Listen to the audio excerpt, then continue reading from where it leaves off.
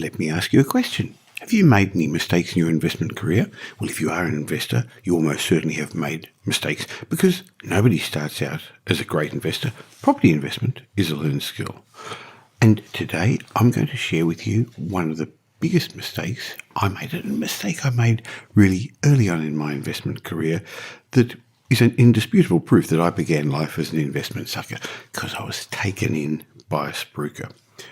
Now, over my investment career, which is well over 40 years now, few people have made more mistakes in their investment journey than I have. In fact, I often say I'm a real success at failure. Yet I'm a very, very successful investor today, and that's largely because I've learned from my mistakes.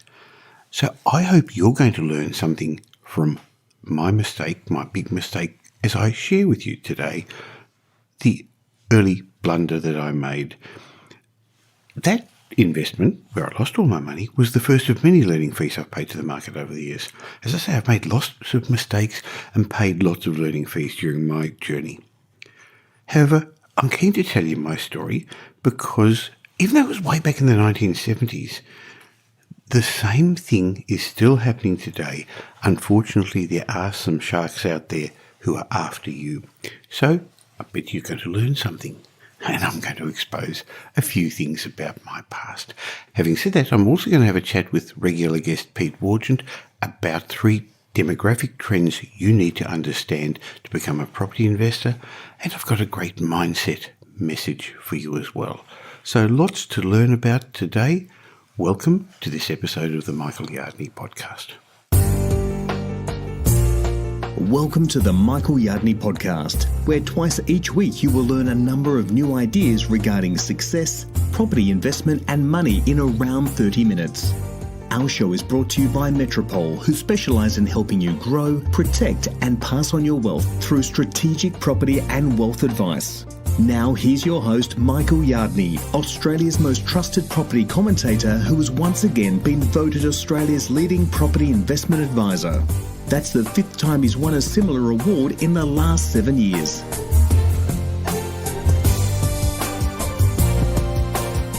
One of my early investments was a complete loss.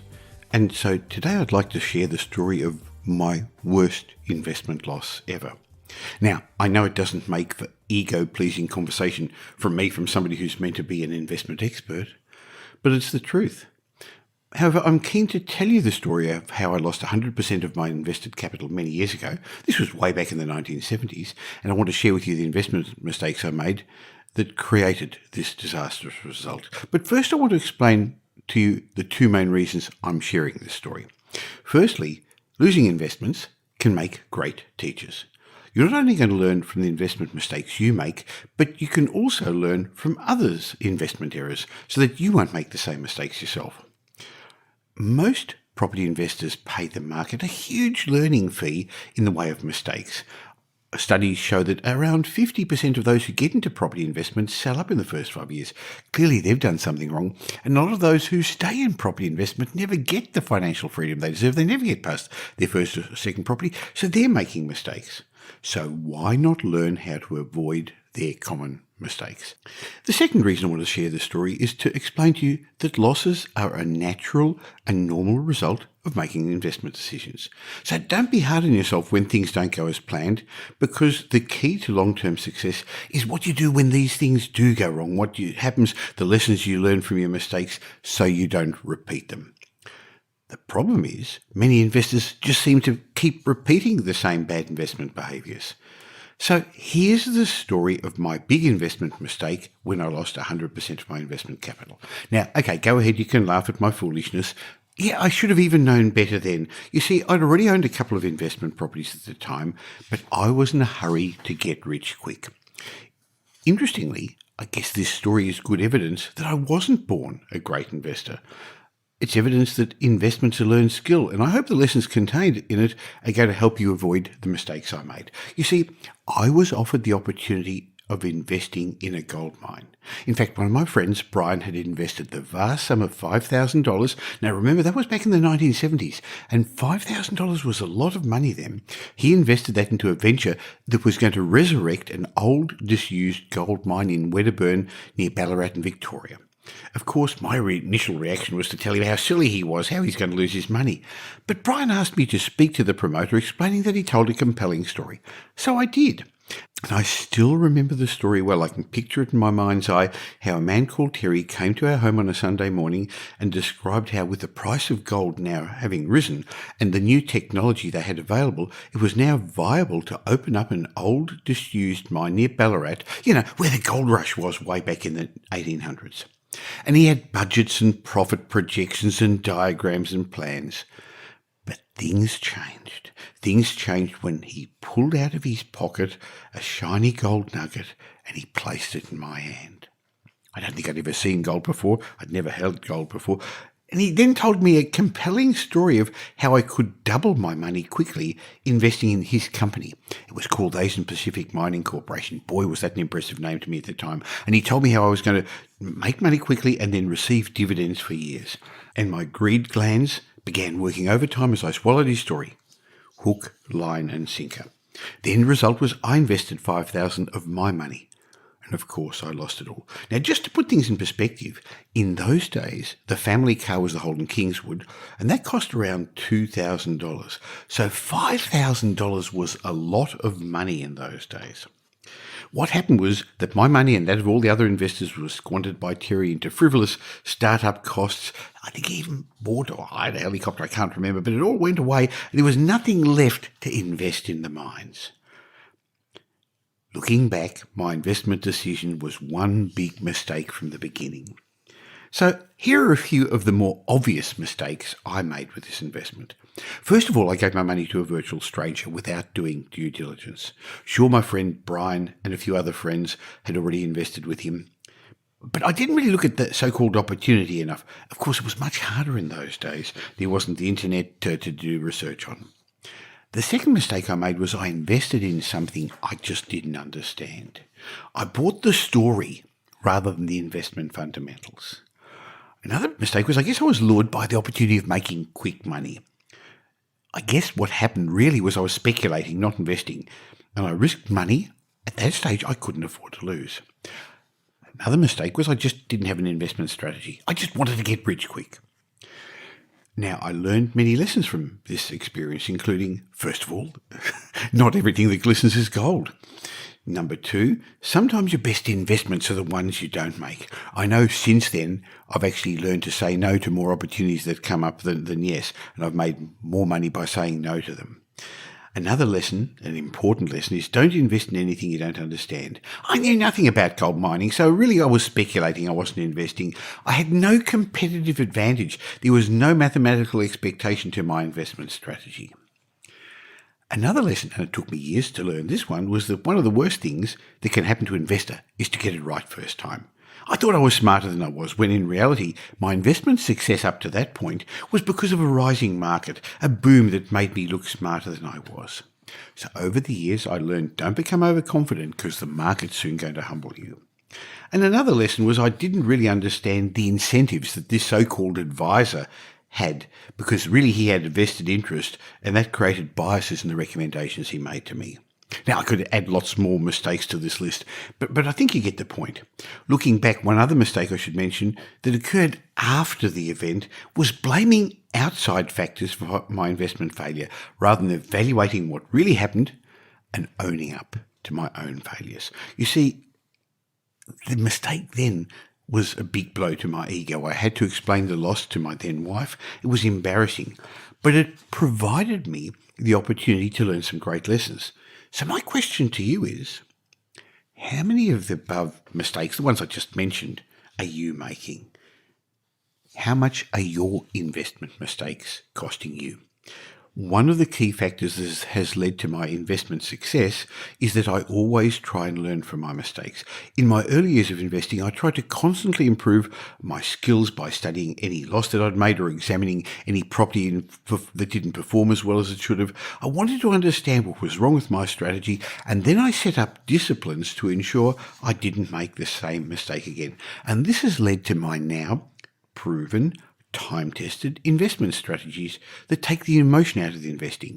It's my top-down approach that I've discussed in previous podcasts. It's my six-stranded strategic approach. They're the approaches my team at Metropole use when discussing investment strategies with our clients. That's what we do to make sure that we always buy properties that are going to outperform in the long term and not let emotion or short-term factors get in the way. So in retrospect, my worst investment decision was a cheap lesson. Now, of course, this investment was the first of many learning fees I've paid to the market over the years. I've made lots of mistakes and I've paid lots of learning fees during my journey to investment success. Probably not many in the last 10, 15 years, but boy, have I made my share of mistakes. But it's much easier today, nowadays, for beginning investors, that things I wasn't able to tap into in the past, because you don't need to do it on your own anymore. There are plenty of good independent property strategists out there to help you. That wasn't the case when I was investing, and I guess that's one of the reasons I formed Metropole many, many years ago, and now we've been involved in over $3 billion worth of property transactions helping clients create their wealth. That's why we're managing $2 billion of our clients' assets in our property management department. But unfortunately, there are still many sharks out there too. Now, maybe they don't have the unethical intentions Terry had, but they've got vested interests. They tend to represent builders or developers, but they're disguising themselves as advisors or buyer's agents when they're really representing somebody else and not you. So what about you? What can you learn from my story? Are you making any of these investment mistakes? Are you using any of these excuses to dismiss your investment losses as not reflecting a fundamental flaw in your strategy? As I said right at the beginning of this article, every investor makes mistakes. It's okay. It's a normal part of the investment journey. But to minimise them and to maximise your investment results, you need to treat your property investments like a business and critically evaluate each of your property's performance. Look, all too often I see investors holding on to underperforming properties in the hope that one day they're going to come good. And you know what they often say? In fact, they almost always say, that's okay, this property is going to go up in value one day and it doesn't matter because it's not costing me anything at the moment. Wrong. It is. What they're losing out on is opportunity cost, the opportunity of owning better investment properties. Think about it. If you can only own 3 or 4 properties, then you must own the best 3 or 4 properties you can afford. So it's your job as a property investor to accept responsibility for how your property investments are performing and figure out what's making them perform well, and I hope they are, or what's underperforming so you can rectify the issues and avoid the same errors in the future. Taking responsibility for your investments performances is the first step to improving your investment strategy to become a consistently profitable investor, not just of luck. You want to be able to do it consistently. And remember, again, nobody starts out as a great investor. Property investments are learned skill. But now you've got undisputed proof that I started out as an investment sucker. Few people have made more mistakes in the investment journey than I did. Maybe it's because I'm getting on in age now and I've done it for well over 40 years. In fact, I've said I'm a real success at failure. Yet today I'm a very successful investor largely because I've learned from my mistakes. And I hope you're learning something from my mistakes as well. So what can you do next? If you're looking for independent advice in these challenging markets, if you're looking for somebody to help you move forward, why not have a chat with the team at Metropole? We've got no properties for sale and our strategists are independent. So we'll evaluate how your current portfolio is performing and we'll do some numbers and spreadsheets to see what's likely to happen in the future. That's part of the strategic property planning that we do to understand, are your goals realistic? Are you able to achieve them? What sort of cash flow could you need? So remember, our multi-award winning team as I said, have no properties for sale, so we're unbiased. So whether you're a beginner and don't want to make the mistakes so many other beginners make, or you're a seasoned property investor and you just want to make sure you're on the right track and see where you're heading, we'd love to help you formulate an investment strategy and do a review of your existing portfolio, help you take your investments to the next level. So go to metropole.com.au or give us a call on 1300 Metropole, metropole.com.au, and let me and my team be part of your investment journey. Now here's Michael's mindset message. Remember, a change in your thinking will lead to a change in your life.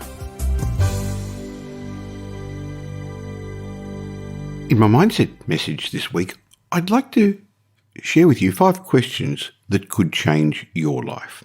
Look, as you've noticed, I mention in my writing in my podcasts a lot that self-awareness is a prerequisite to change. So if your life's not what you expected it to be and you don't know why, self-awareness holds the key. Self-awareness forces you to discover the truth about yourself. Unfortunately, most of us avoid thinking about what it really is that we are, or why we are the way we are. Without self-awareness, you're never going to be able to understand why your life is the way it is.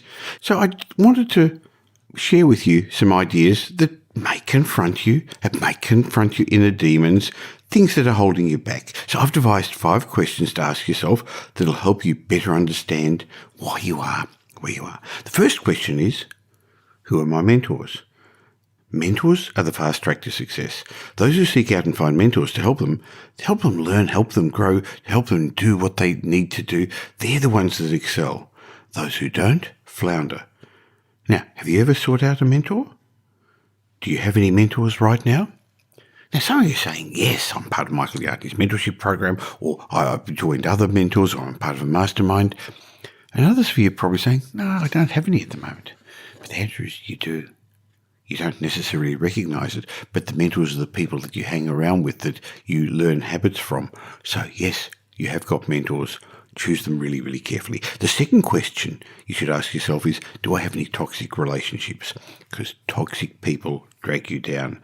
They demotivate you, they antagonize you, they anger you, they interrupt your life, and they add little value to your life. They're typically negative people. They tend to gossip. They're naysayers who stop you in your tracks. Boy, are there people out there who are property pessimists, the glass half empty people all the time who stop you achieving your goals and dreams. They actually stop you even pursuing them, so you can't ever achieve them. They consume the limited amount of time and resources that you've got. So the fewer toxic relationships you've got in your life, the better your life's going to be. The third question I'd like you to ask yourself is, how much self-study do I do every day? Daily self-improvement causes growth. You've heard it over and over again in my chats with Tom Corley, how successful people continuously improve themselves with self-education. Self-motivated, successful people pursue learning every day in order to grow, to become the person that they want to become, to find more success. So, do you read every day? But do you read for learning rather than for leisure? Do you write down what you learn? Do you have a growth mindset? The fourth question I'd like you to ask yourself is, what are you passionate about? Those who pursue things they're passionate about accumulate the most wealth in life. They tend to be the most successful people. So what makes your heart sing? And are you pursuing things you're passionate about? What are your dreams? What are your stretched goals? What are you going to go for? And the last of the 5 questions I'd like to share with you in this mindset moment is, how many hours do you waste every day? The hallmark of successful people is their productive use of time. They devote hours to self-study, as I've mentioned. They network with other success-minded people. They pursue their dreams. They chase their goals. They develop a blueprint for their lives and devote hours every day following their blueprint. Now, that doesn't mean they don't have fun. That doesn't mean there's not time for leisure. And you do have to have a balance with your family and your friends. Can't all be work.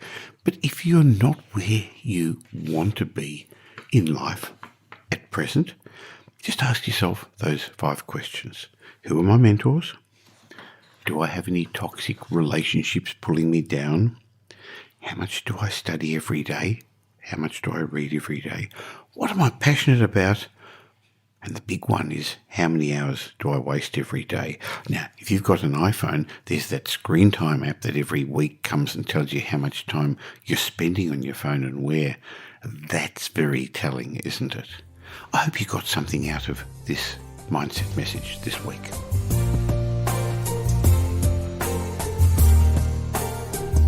You probably have heard me say it before, but I believe the demographic changes that are occurring in Australia are going to be more important to the shape of our property markets and which properties are going to be more valuable than others than the ups and downs of interest rates or government policies in taxes. So demographics drives our property markets. And today I've got with me Pete Wargent, a CPA financial planner who actually has retired to live off his property portfolio. He's just not a theorist, but he's a doer.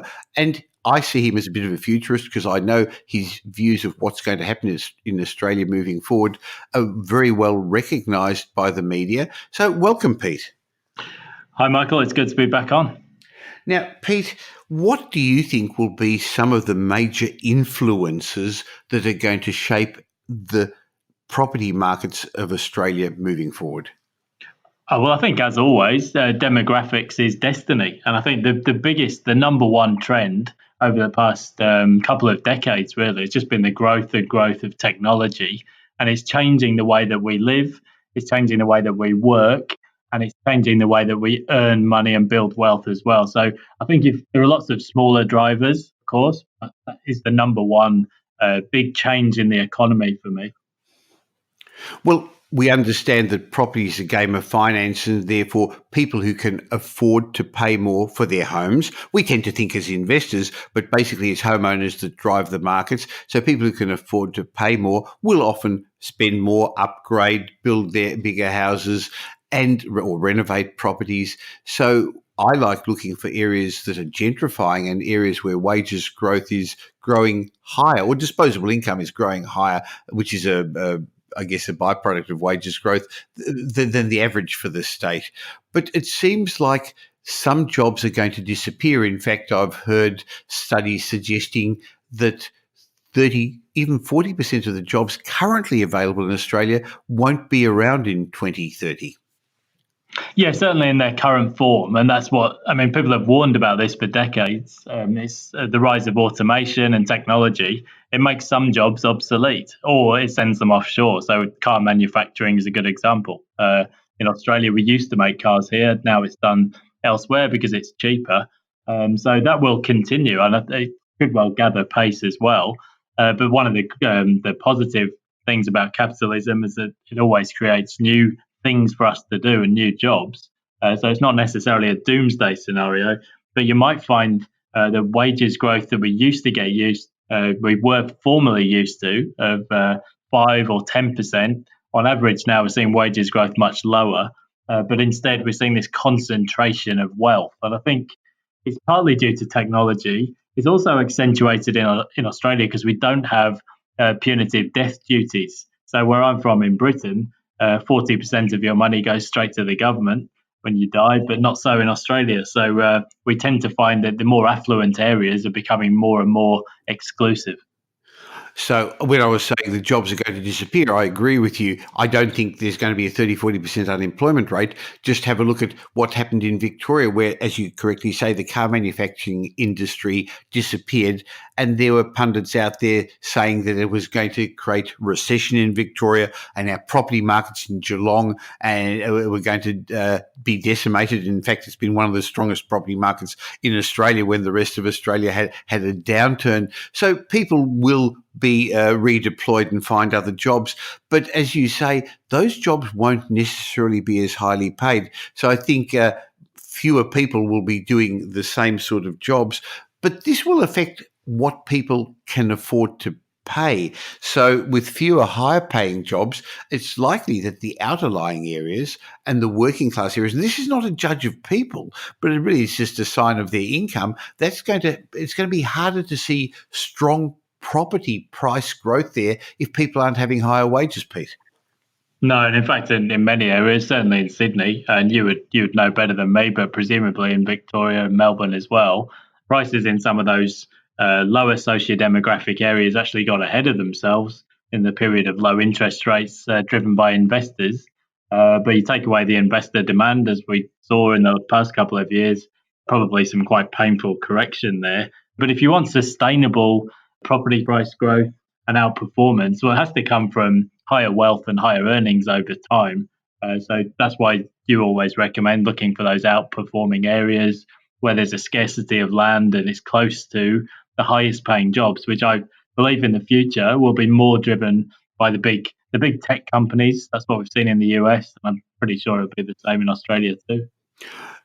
Well, 2 points that come from what you just said. Yes, there was a ripple effect out. So as the property values increased in the middle and inner ring suburbs of our capital cities, yes, the outer suburbs did change. The other thing that changed was the nature of the properties that were built there. Lots of apartments were built in suburbs where the nature of the demographic was they didn't particularly want apartments. They lived out there because they wanted big front and backyards. And I know some of the investors who bought out there are now very, very much regretting it as the ripple effect has reversed and actually those property values have dropped more than the inner ring suburbs. But it's very likely that people are going to come to Melbourne and Sydney, I should say, in particular, and southeast Queensland and Brisbane a bit as well, for the higher paying jobs. And that's where the wealthy people are going to still keep congregating in the inner and middle ring suburbs. The trouble is a lot of the new accommodation being built there is the wrong accommodation. We don't want all those high-rise towers. They're not built for families. So even though a quarter of Australians are going to be living in apartments or already close to that anyway, they're not building the right apartments for what we need, Pete. No, that's right. You generally find when people are analysing this stuff, they take what is happening over the past week or the past month or past 3 months, and they just extrapolate that forward.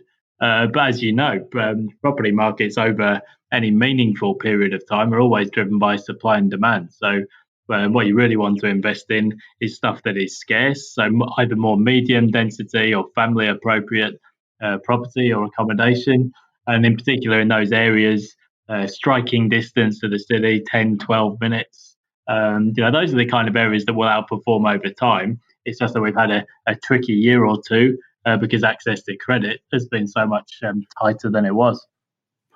Now, we're building much of the wrong stuff, but unfortunately, it's also clogging our roads. So our population in Australia is growing at about 1.5, 1.6% per annum. In Melbourne, it's growing at 2.3%, I think, in the last year, which means in the next 4 years, Melbourne's population is going to increase by 10%.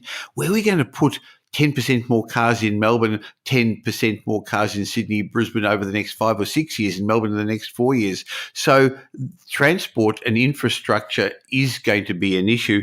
That's already been seen overseas. What happens when cities become big, get over 5 million, for example, Pete, like Melbourne and Sydney already are? Well, that's been the global experience, is that livability just suddenly becomes much more challenging once cities go beyond about 5 million. Now, Sydney's gone beyond 5.3. Melbourne will be catching it pretty soon. So we'll see more and more media pieces, no doubt, over the next couple of years about people lack of productivity because people are spending too long in the car on the way to work.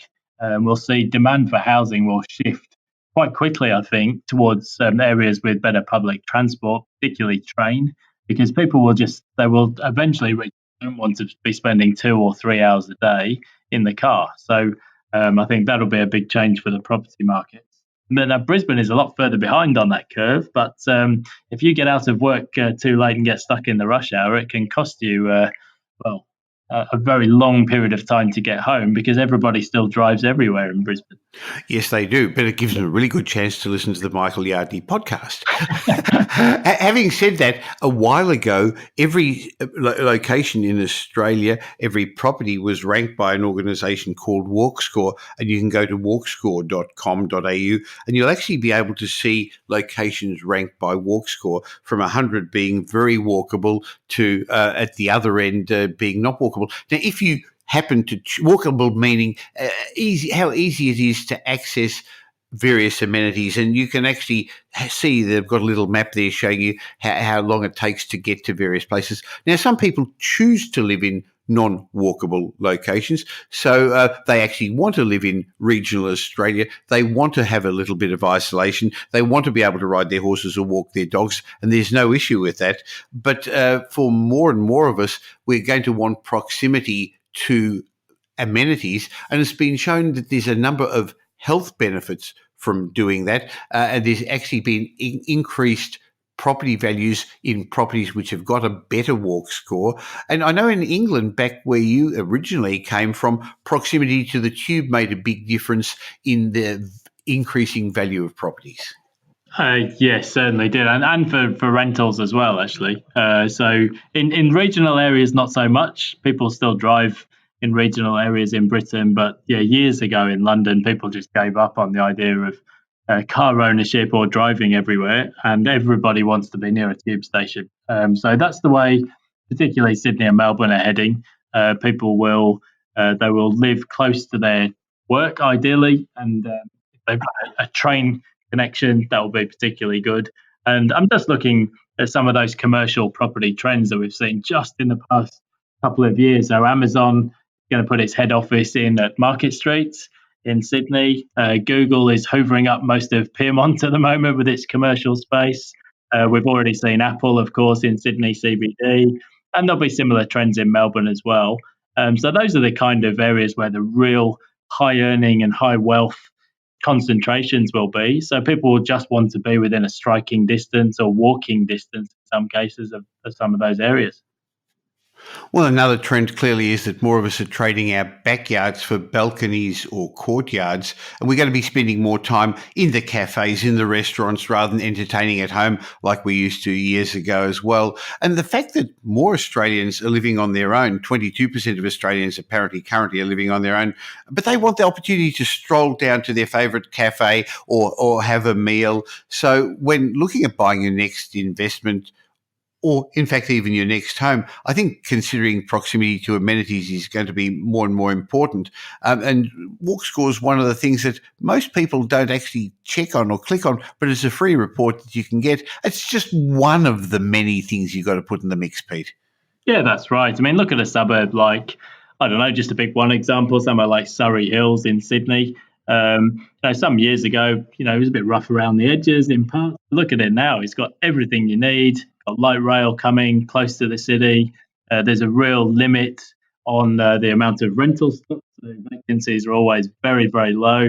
It's just going to create a pressure cooker on property prices. Now, interestingly, a number of studies have shown that there are health benefits living in the inner suburbs and the more walkable suburbs, and actually health problems living in the outer suburbs. A study by the University of Melbourne, a 10-year study, found that walkable neighbourhoods with proximity to shops, parks, public transport improve people's health and well-being. But I remember a while ago reading a couple of studies that the outer suburbs, where there wasn't as much public transport, there wasn't as much amenity, people's lifestyles weren't as good, weren't as healthy. They had more illnesses, more diabetes, more chronic illnesses, Pete.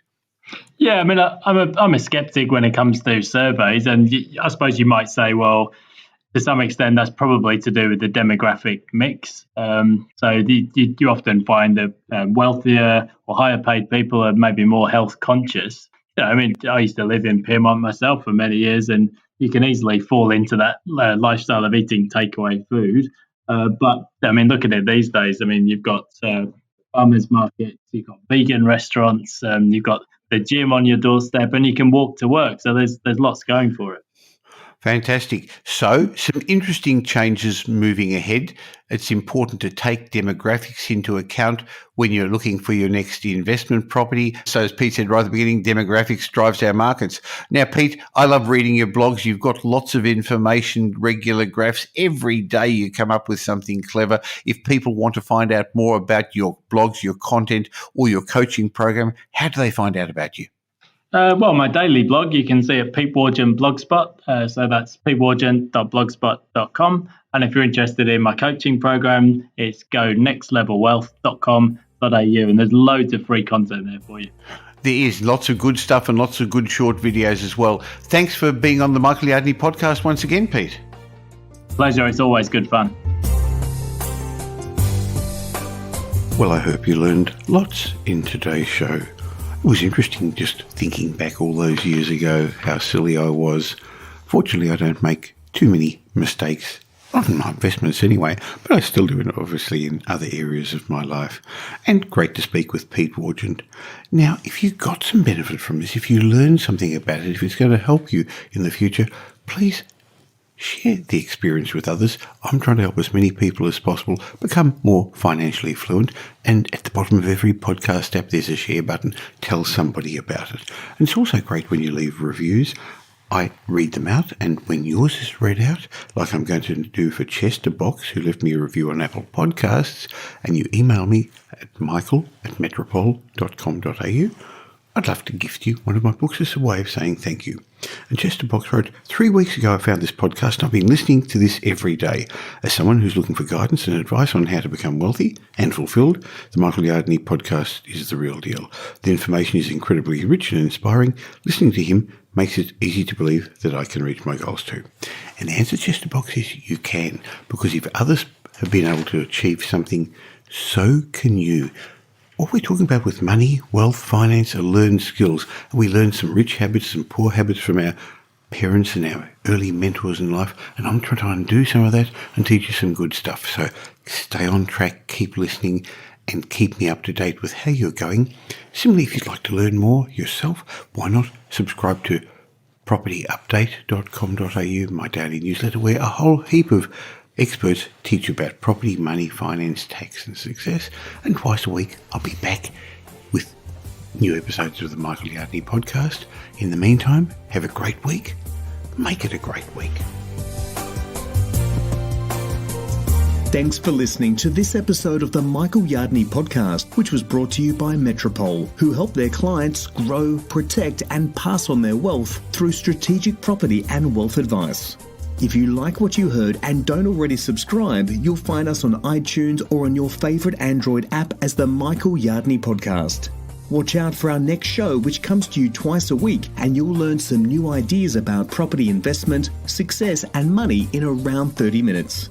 To get more of Michael's thoughts, go across to www.propertyupdate.com.au and sign up for his daily morning briefing, and you'll hear from not only Michael but a group of leading property success and money experts. And just a reminder that the information you heard in this show today is general educational advice and not specific investment advice, as we don't know your personal circumstances. If you're looking for specific advice, why not ask the team at Metropole to help you?